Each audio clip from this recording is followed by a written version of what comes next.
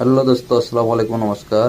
আজকে আপনাকে একটা বস্তু দেখাবো যে আমরা যে ক্ষেতের মধ্যে সার দেই, ইউরিয়া, পটাশ, সালফার, টিএপি, এই বস্তুগুলো কি বাগেরে বানায়।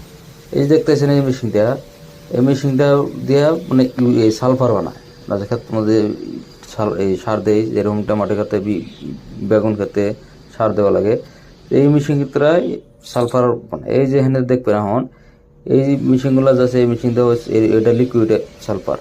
এই যে না ওয়ে আসে এরা আপনার এই যে এই মেশিনটা দেখা যাচ্ছে, এই মেশিনটা এনে সালফার গুলা পরে এখানে বস্তা লাগানো থাকে, বস্তা দিয়ে সালফার পরে ওই সালফার গুলা নিয়ে যায় অন্যজনে, আবার সিলাই করে বস্তাটা প্যাকিং করে হয়ে যায়। আর এই জায়গা থেকে নিয়ে হেরা আপনার অন্য নিয়ে গোডাউনের মধ্যে নিয়ে ওই জায়গার স্টক করে হেরা ওই থেকে মাল সাপ্লাই করে। এই মেশিনটা এটা হলো আপনার মধ্যে যে স্টিকার লাগায়, হ্যাঁ স্টিকার লাগে না, বস্তার মধ্যে স্টিকার লাগায়, কারণ ওর